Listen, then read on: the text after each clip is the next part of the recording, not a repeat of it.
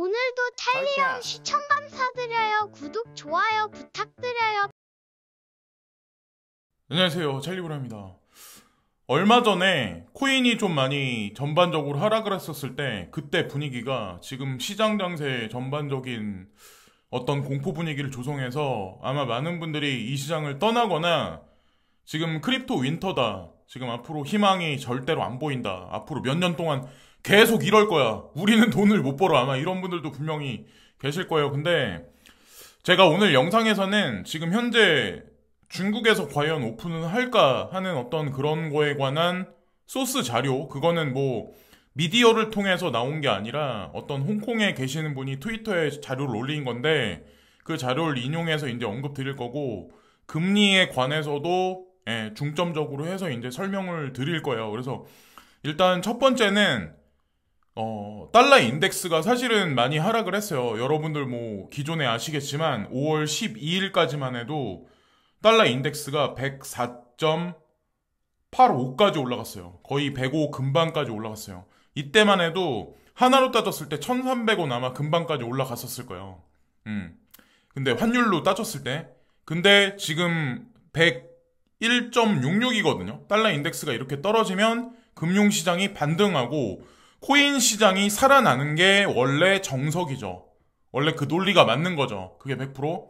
근데 아이러니한 건 뭐냐면 이렇게 달러 인덱스가 떨어졌음에도 불구하고, 자 보세요. 다우존스, S&P 500 지수, 나스닥 지수, 특히 나스닥 지수는 거의 3% 가까이 상승해서 마감이 될 거예요. 아마 지금 현재 이 시장 분위기가, 주식은 어제도 그렇고 오늘도 그렇고 반등을 했어요. 자, 이 정도 수치면은 작은 수치는 아니거든요.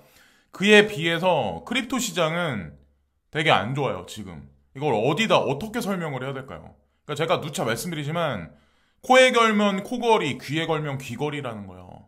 명분거리는 만들어내면 되고, 하락장 이렇게 시세가 안 좋을 때는 뭔가 뉴스를, 안 좋은 뉴스를 또 끌어다 붙여요. 항상 그래 왔어요. 그러니까 뉴스만 보고 시세만 보고 모든 것을 그냥 앞으로 어떻게 될 거다 판단한다는 자체가 무리수가 상당히 많다는 거예요. 크립토 시장 같은 경우는. 근데 이거는 왜 올라갈까요? 지금 주식 시장은 왜 올라갈까요? 달러는 왜 하락을 할까요? 그러니까 거기에 너무 몰입해서 맞추시다 보면 잃는 게 더 많을 수가 있다는 거죠. 그렇기 때문에 지금 뭐 너무 그냥 불안한 미래다, 우리가 뭐 이 시장 끝났다 이렇게 보기에는 좀 너무 섣부른 판단이 아닐까라는 생각을 하고, 여기 보시면 긍정적인 뉴스잖아요. 제재 속에서 러시아 국제 지불을 위한 암호화폐 무게를 싣고 있다. 보고서가 그렇게 뭐 모스크바에서 이런 게 나왔다는 얘기가 있더라고요. 뭐 여러분들 아시겠지만 미국 정부에서 이 러시아가 우크라이나 침공을 하면서 사실 분쟁이 발생되면서 스위프트에서 배제를 시켰죠. 그러면서 많은 얘기들이 있었고, 오페크와 브릭스가 중국을 중간에 두고 사실 붙었어요. 그러면서 SPFS라는 그런 통화 결제망이 대두됐었고, 중국의 CIPS가 또 중간에 있었고, 그것과 또 연계된 거는 스위프트 2.0인 XRP, 뭐 요런 거하고도 또 관련이 있다라고 저는 이제 생각을 하는데, 어쨌건 요런 거에 관해서 앞으로 암호화폐가 결제하는 거에 관해서 러시아 정부에서 고려를 한다. 이게 이제 실질적으로 미디어에, 전 세계 미디어에 나온 거죠. 그래서 중국도 향후에 대만과의 분쟁이 터지면 아마 이런 뉴스가 어느 순간 나오고, 그 중간에 국제 결제에서 뭐 비트코인을 사용한다던가 뭐 다각도로 뭐 이런 얘기들이 나오지 않을까라는 생각을 합니다. 그리고 라이트코인에 관해서 민불 이 기능이 도입되면서 익명성 기술이 이입이 됐죠. 근데 저는 긍정적이게 생각을 하는데, 국내 거래소는 유의 종목이라고 이렇게 아직까지 낙인을 찍어놨죠. 그래서 이거는 공인된 분석 회사인데, 블록체인 분석 회사인 엘립틱이라는 이 회사가 있는데 암호화폐의 개인정보 보호 기능에 대한 지원을 추가를 발표했다. 그래서 이 연구소가 어떻게 지금 라이트코인을 바라보냐에 관한 기조를 제가 말씀드리려고 해요. 여기 임원인 사람이 로빈슨이라는 사람인데, 이 사람이 뭐라고 얘기를 하냐면, 이번 조치로 규제 대상 기업은 자금 세탁 방지, 그러니까 AML 규정 및 제한을 준수하면서 라이트코인을 거래를 계속할 수 수 있게 지원할 거다. 엘립틱은 자사 솔루션을 통해 가맹점이 라이트코인 거래 또는 지갑에 민불 활용한 자금이 포함되어 있는지 확인할 수가 있고, 이 정보는 규정 준수 전문가가 위험을 분석하고 추가 실사를 수행하는데 사용할 수가 있다. 예전에 아마 여러분들 기억하시겠지만 제로 놀리지 기술의 근본인 지캐시, 그리고 그거를 인용해서 차용해서 이제 쓰고 있는 호라이젠이라는 이 스마트 컨트랙 플랫폼이 있죠. 근데 이 코인들이 예전에 이제 업비트에서 상폐되면서 소명을 해라, 일정 기간까지 소명해라라고 얘기를 했는데 사실 소명을 안 했어요. 소명을 안 했던 이유가 왜 그랬냐면 거래량도 적고 굳이 본인들이 소명할 필요가 없다라고 그때 언급을 했었거든요. 그때는 그랬었어요. 근데 앞으로 어떻게 될지 모르겠지만 만약에 이번 민불 이 기능이 라이트코인에 도입이 됐는데 유의 종목 지정이 됐는데 만약에 그냥 자연스럽게 만약에 해제가 된다. 그러면 향후에 이 친구들도 다시 국내 시장에 상장을 우리가 생각하는 것보다 좀 빠른 시간 내에 볼 수 있지 않을까. 만약에 이번에 민불 때문에 유의 종목에서 상장 폐지라는 얘기가 만약에 라이트코인에서 나온다. 만약에 이러면 조금 이제 시간을 두고 아마 보셔야 될 거라는 생각을 저는 하게 됐어요. 이걸 보면서. 근데 어쨌건 중요한 건 뭐 바이낸스나 특히나 이제 코인베이스나 다 뭐 별 얘기가 없고, 특히나 일본도 마찬가지로 블록체인 협회에서 라이트코인에 관해서 이미 인정을 했기 때문에 저는 만약에 업비트나 그렇게 지정을 해서 상폐를 한다면 글쎄 그걸 어떻게 설명을 해야 될까요? 그들의 어떤, 그리고 나중에 다시 상장시킨다면 뭐라고 얘기를 해야 될까요? 그래서 어쨌건 사기 활동에 대해 블록체인을 평가하기 위해 기업 및 정부기관과 관련되어 있다. 이 엘립티칼이란 이 연구소가 정부 기관하고 또 관련이 돼 있대요. 그래서 엘립틱의 수석 과학자이자 공동 설립자인 톰 로빈스는 다음과 같이 언급을 합니다. 민불 활동이 감지되더라도 기업이 지불 방법으로 라이트코인을 추가하도록 유도하지 못할 수가 있다. 경영진은 크립토의 기업이 고객이 이러한 개인정보 보호 기능을 사용하는 시점을 파악할 수 있는 한 여전히 효과적인 실사를 수행하고 규정을 준수할 수 있다. 요렇게까지 얘기가 나오는데 과연 왜 그렇게 결정을 했을까 참. 그래서 마지막에 이제 정리가 뭐라고 나와 있냐면 민불을 통한 기밀 거래의 활성화로 인해 거래소나 판매자는 라이트코인을 제거할 필요가 없다. 그러니까 이 얘기를 지금 여기 국내 거래소 보고 이 사람이 이제 한 얘기예요. 그래서 라이트코인을 지원하면서 이러한 기업이 자금 세탁 방지 규정을 준수하는 것은 여전히 전적으로 가능하다. 모든 크립토커런시, 비트코인의 일치 또는 이더리움의 토네이도 캐시와 같이 거래 흐름을 숨길 수 있는 방법이 있다. 다른 코인들도 마찬가지로 그럴 수 있다. 왜 근데 이거 갖다 그러냐. 이런 얘기를 하는 거죠. 자, 그래서 어쨌건 추이를 지켜보시고 테더의 USDT도 요즘에 참 말이 많아. UST 문제가 불거지면서 스테이블 코인, 폴리곤에서도 출시한다. 더 확장을 하고 있어요, 지금. 지금 계속 확장을 하고 있어요. 여기 보면 이더리움, 솔라나, 아발란체, 알고랜드, 트론, 옴니, 이오스, 리퀴드 네트워크, 쿠사마, 비트코인 캐시, 스탠다드 레저 프로토콜에서 11번째에 이어 USDT가 출시됩니다. 더 확장을 하고 있죠, USDT가. 많은 사람들은 지금 망할 거다, USDT가 사라질 거다라고 얘기를 하고 있는 와중에 하여튼 그렇다는 거 그냥 알아두시면 되고, 연준은 미국 경제가 강하기 때문에 빅스텝을 밟아도 된다라고 얘기를 하는데 지표가 하나 나왔어요. 여기 보면 개인 저축률이거든요. 퍼스널 세이빙 레이트, 개인 저축 비율인데 여기 보시면 거의 바닥까지 떨어졌죠. 현재 지금 이 얘기가 뜻하는 게 과연 뭘까요? FED는 미국 경제가 강하다. 그래서 우리는 빅스텝을 할 수 있다라고 얘기하는데 사람들 호주머니에, 미국인들 호주머니에 저축할 만한 돈이 없어요. 우리나라도 마찬가지잖아요. 카드 사용하셔가지고 다달이 임금 받는 거에서 다달이 이제 막 쪼들리면서 이렇게 하시잖아요. 우리 그렇게 살고 있잖아요. 지금 현재 상황이. 자, 근데 보세요. 자, 똑같아요. 우리랑. 전 세계는 다 똑같아요. 미국에 가면 미국에 있는 로봇은 한국에 있는 철수보다 잘 살 거다. 미국 가면 뭔가 있을 거다. 캐나다 가면 뭔가 있을 거다. 프랑스 가면 뭔가 있을 거다. 아무것도 없어요. 똑같아요. 사람 사는 데는. 절대 제가 간간히 이런 건 말씀드리는데 그렇다고 뭐 어디가 안 좋다, 어느 나라가 안 좋다 그런 걸 말씀드리려는 게 아니라 사람 사는 데는 다 똑같아요. 거기나 뭐. 그리고 어떤 분이 트위터상에 이거를 올리셨는데 암호자산에 관한 인지 비율이거든요. 근데 연령대별로 이게 2021년도 자료예요. 근데 20대에서 40대의 경우 암호자산 인지 비율이 높았고 소득 수준별로는 고소득일 경우 인지 비율이 높았다. 고소득자가 인지 비율이 높대요. 72.1%예요. 7천만 원 이상 버는 사람들. 그러니까 좀 사회 어느 정도 지식도 있고 여유가 있는 사람들이 가상자산에 많이 돈을 투자한다. 그리고 나이대가 좀 대체로 보면 어리더라고요.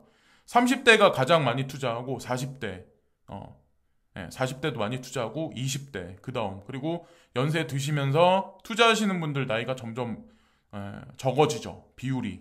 근데 제 구독자님이 연세가 좀 있으신 분들이 되게 많은데 의외인 게 70대 이상 구독자님도 개중엔 계세요. 근데 그런 분들은 한탕을 노리자 막 이렇게 보시는 게 아니라 살아오신 연륜이 있는데 크립토라는 이 세상을 오픈마인드로 바라봐서 인사이트가 있기 때문에 내가 시대의 흐름에 편승해야 되겠구나 라고 생각을 하시기 때문에 저는 투자를 하셨다고 저는 생각을 하거든요. 그래서 분명히 지금과 같은 장세를 보면 전혀 그냥 암울하고 우리는 돈을 못 벌고 그냥 망해가지고 이 시장 떠날 것 같이 그렇게 보시는 분들이 되게 많으시겠지만 아마 아실 거예요. 구독 오래 하신 분들은. 또 이렇게 하다가 어느 순간 또 시간이 조금만 흘러가면 또 언제 그랬냐는 듯이 호재거리 기사가 나오면서 다시 코인 가격은 다시 올라가요. 항상 그래 왔으니까. 사람들이 떠나고 나면 항상 그러더라고요. 그리고 보면 5월 24일 날 국내 거래소들 권도용 대표의 새 루나 상장 계획 없다. 분명히 이렇게 기사가 나왔어요. 이거는 가짜 사실을 인용해서 이 기자분이 쓰신 건 아닐 거 아니에요. 코인데스크는 어느 정도 네임드가 있는 데인데 제가 알기로 저는 코인데스크를 한국 크립토 미디어 중에는 첫 번째로 치거든요. 코인데스크를. 근데 이런 뉴스가 나왔다. 근데 만약에 향후에 자 보세요. 향후에 루나 2.0을 상장을 시킨다. 이 국내 거래소들이. 그럼 과연 우리가 어떻게 생각을 해야 될까요? 참 이게 코인판이 그래서 재미난 거예요. 참 제가 재미나다는 표현 쓴다는 자체가 진짜 재밌다는 표현 쓰는 게 아니라 사실 거기에 많은 오소 독소가 들어있는 거예요. 사실 제가 웃자고 하는 얘기예요. 재미나다는 얘기는. 그리고 얼마나 많은 사람들이 이번 루나 사태 때문에 피해를 많이 받겠어요. 근데 이렇게 보세요. 바이낸스는 뭐 처음부터 지금까지 뭐 지원한다는 얘기가 있었고 뭐 오늘 몇 시 기점으로 어떻게 뭐 할 거다 뭐 이런 얘기들이 지금 시장에 돌고 있는데 제가 정확한 시간은 모르겠는데 아마 런칭되는 시간이 아마 오늘일 거예요. 그래서 바이낸스 눈여겨봐야 하는 거래소들이 바이낸스, 쿠코인, 뭐 크립토닷컴 이러면 얘기 다 끝난 거예요. 그리고 거기다가 FTX까지 이거를 지원해준다. 이게 아마 어저께 트위터에 나왔었을 거예요. 그리고 빗비넥스, 크라켄이 지원해준다라는 얘기가 나왔다는 얘기는 이미 얘기가 끝난 거예요. 크라켄 거래소는 미국 정부한테 은행 라이센스를 받은 거래소거든요. 거기다가 후오비 글로벌, OK코인, OKX, 자 그리고 뭐 다른 뭐 짜잘짜잘한 거래소들도 있는데 자 어쨌든 그렇다는 거죠. 그냥 저는 이 코인판이 참 웃기다, 참 재밌다. 그냥 이렇게만 얘기할게요. 그냥. 그리고 앨런 머스크가 또 한 번 이제 도지에 관해서 언급을 했어요. 테슬라 상품은 도지와 함께 구매할 수 있으며 곧 스페이스X 상품도 구매할 수가 있다. 자, 과연 나중에 도지코인을 어떻게 사용할까요? 여러 면에서 아마 사용을 많이 할 거예요. 그래서 도지코인이 미온적인 상승이 있었고, 그리고 아까 저축률 그 얘기를 보고 피터 시프가 이분이 이제 한마디 하셨더라고요. 제가 보니까. 그래서 뭔가 하나 지표가 나오면 항상 뭐라고 이제 언급을 하시는데 미국 경제와 가계 대차대조표가 파월 주장만큼, 그러니까 연준 의장의 주장만큼 강하다면 왜 저축률은 대공황 이후 최악의 불황의 중간 이후 최저 수준으로 떨어졌습니까? 어려울 때 사람들은 비참할 때 저축한 것을 활용을 합니다. 돈이 없어요. 은행에 저축해놓은 돈이 없어. 그래서 어쨌건 지금 다 전 세계 사람들이, 대중들은 다 어렵고, 이분이 절대로 언급 안 하시는 게, 얼마 전에 제가 보니까 트위터를 올리셨는데 이더리움 1000불까지 떨어질 거야 라고 또 언급을 또 하셨더라고요.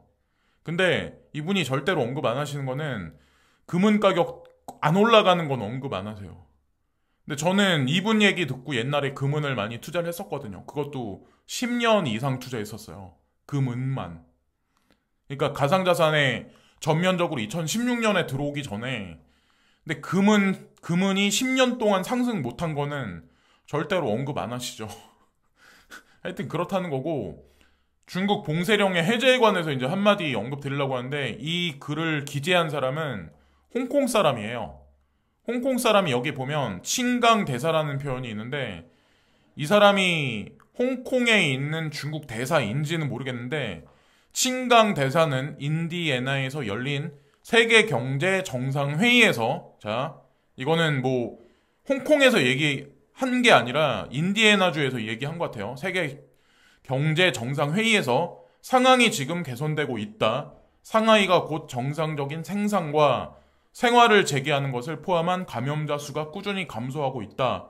중국 간 항공 편수는, 그리고 미국도 곧 증가할 것이다. 그래서 항공 편수가 늘려나갈 거고, 봉쇄령 해제가 점진적으로 있게 될 거다. 감염자 수도 점진적으로 꾸준히 감소하고 있다. 그러면 인프라는 다시 서서히 회복이 될 거고, 인플레이션은 서서히, 세계의 공장이니까 중국이, 그러니까 서서히 하락을 할 거고, 연준에서도 빅스텝 하겠다는 얘기를, 빅스텝 하겠다는 얘기를 번복해서 금리를 1% 금리 인상한다는 얘기를 0.5%로 내리고, 연말 쪽으로 가면서 금리에 관한 얘기를 좀 약간 기조를 바꿀 가능성이 높죠. 제가 이제 자세한 얘기는 추후에 이제 다른 거를 보고 제가 언급을 드릴게요. 자세하게 언급을 드릴 거고, 코인 투자를 하는 거는 제가 이제 뭐 실제적인 사례를 보고, 저보다 이제 이런 지식이 더 많으시겠지만 여러분들이, 이 제네시스 G90라는 이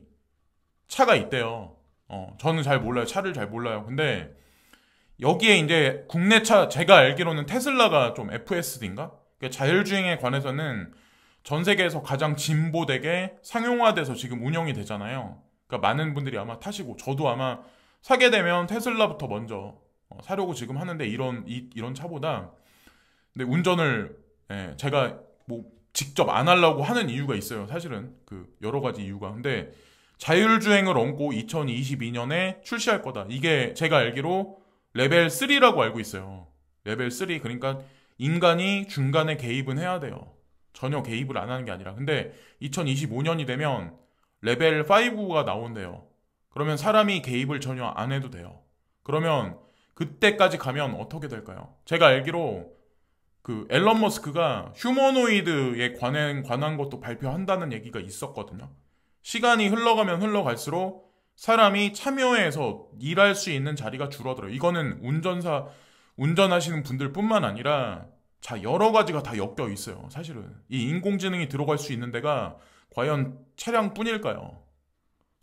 모든 우리가 사용하고 있는 모든 기기에 전부 다 들어갈 수가 있어요. 하물며 뭐 일반 사무적인 거 있죠. 그냥 그런 거에는 이런 어떤 인공지능이 관여가 안 돼 있을까요? 인공지능이 기사까지 쓰는데. 하여튼 어쨌든 그렇다는 거죠. 거기서 살아남기 위해서 코인 투자를 뭐 한두 달 보고 우리가 투자라는 건 분명히 아니거든요. 그런 상황에서 우리가 어느 정도 우리 인생을 해칭을 하려면, 인플레이션 상황에서 해칭을 하려면 분명히 코인 투자를 하는 게 전 맞다라고 생각을 해요. 그 결과는 나올 거고. 그리고 여기 보면 미국 정부도 지금 돈을 암암리에 풀고 있어요. 바이든 행정부가 공약에 따라서 예전에 $10,000를 향해 기울면서 지지자들은 반발합니다.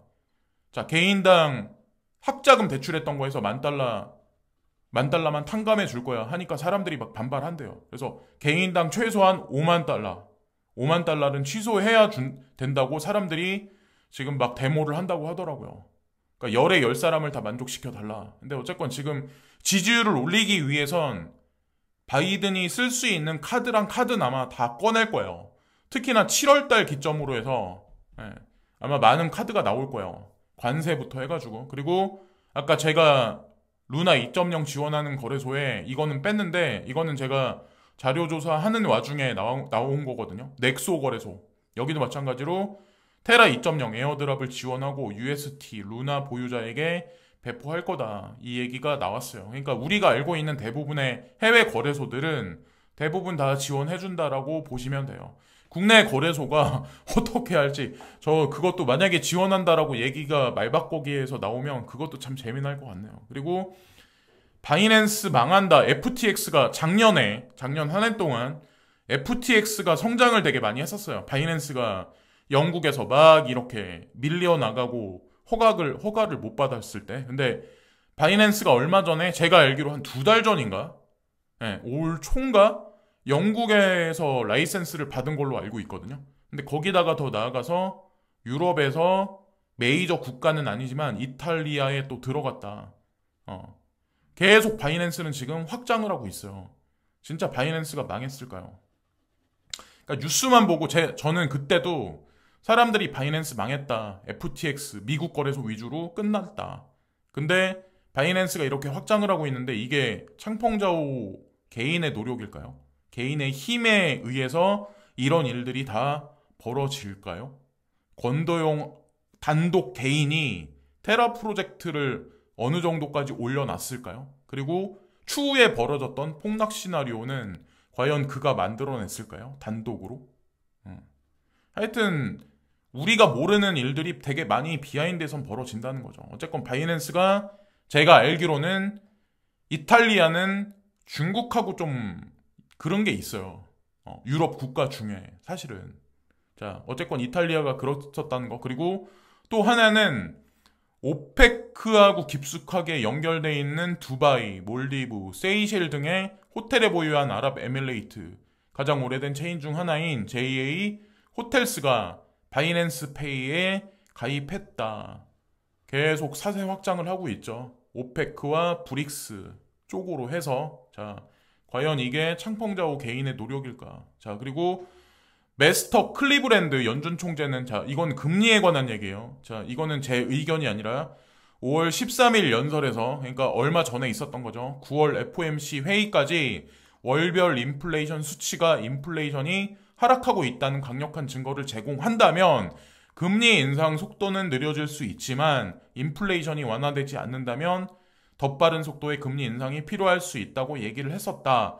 이번 주 초 보스틱 애틀랜틱 연준 총재는 9월에 일시 중단하는 것이 합리적일 수 있다고 언급을 했다. 이런 얘기가 있어요, 지금. 그래서 두 번의 금리 인상 0.5, 0.5가 있을 거고 6월과 7월 달에, 그리고 이후에 9월 달인데 9월 달에는 금리를 안 올릴 가능성도 있어. 그러면 우리가 그냥 크립토 윈터가 이렇게 길 거라고 보는 거는, 제가 섣부른 판단이라고 말씀드렸던 이유가 중국 봉쇄령 얘기랑, 자, 중국 관세 철폐 얘기, 그리고 연준의 금리에 관한 기조도 인플레이션이 하락을 한다는 어떤 그 단서가 있으면 연준에선 이렇게 할 거란 얘기를 지금 하잖아요. 그래서 9월에 일시 중지 또는 회의당 25bp 0.25% 금리 인상, 또는 분기당 25bp, 이거는 분기당이에요. 분기당. 그러면 4분기에 25bp 하향 전환할 수 있다고 문을 열었다. 그러니까 단기적으로 시장이 사실은 선반영 돼 있을 가능성이 높은 거죠. 지금 하락세로 있는 현재의 상황이. 저 이제 그렇게 생각을 해요. 그래서 그렇게 보시면 어떨까라는 생각을 합니다. 그래서 9월에 일시 중지하면 인플레이션과의 싸움에서 너무 많은 것을 희생하지 않으면서도 급속한 전환의 영향을 평가할 시간이 생길 거다. 여유 있는 시간이 생길 거다. 거기다가 왜 이런 식으로 연준에서는 시나리오를 한번 써봤냐면, 바이든 대통령의 중간 선거가 또 중간에 개입이 돼 있잖아요. 그런 거랑 또 여러 가지 것을 또 보시면 어떨까라는 생각을 한번 해봤습니다. 그래서 뭐 별다른 얘기를 제가 이번 영상에서 보여드린 건 없는 것 같은데, 어쨌건 제가 어저께도 말씀드렸다시피 가장 강하게 아마 사람들을 힘들게 만드는 게 이번 달 거의 다 지났잖아요. 그러니까 지금이 극악의 워스트 오브 워스트 구간이라고 보시면 돼요. 이 구간이 지나고 6월달 중순 어느 순간이 지나면서 서서히 서서히 풀려가면서 6월달, 그러니까 한 7월달, 8월달, 9월달, 10월달 요런 식으로 서서히 보시면 돼요. 그냥 지금 뭐 온갖 미디어에서는 뭐 코인 시장 끝났다, 뭐 다 망했다, 뭐 별의 별 얘기가 다 나오는데 언제나 그런 얘기가 나왔을 때 분할 매수해가지고 했거나 매수했던 사람들은 큰 돈을 향후에 많이 벌었어요. 그리고 물려있는 사람들은 뭐 지금 뭐 어쩔 수 없는 거니까 지금 현재 상황에서 어쨌건 시장 장세가 좋아지면 뭐 이득 날 수 있는 분들이 아마 많이 나올 거예요. 그런 걸 보셔야지 지금 너무 부정적인 측면만 너무 많이 바라보실 필요는 없다는 거죠. 제가 보기에는. 그리고 제가 이렇게 말씀드려도 만약에 내가 여기서 그냥 비트코인이 반동갈이 난다, 알트코인 여기서 50% 폭락한다 라고 생각하시는 분들은 지금 그냥 전부 다 그냥 파셔야죠. 파시고 밑에서 기다리셔야죠. 각자의 마지막 선택이죠. 그런 것도. 자, 여기까지 말씀드리면서 이번 영상도 마치겠습니다. 오늘도 시청해주신 많은 분들께 감사를 드리고요. 괜찮은 뉴스가 있으면 나중에 또 찾아뵙겠습니다. 오늘도 시청해주신 많은 분들께 깊이 감사합니다. 오늘도 찰리형 시청 감사드려요. 구독, 좋아요 부탁드려요.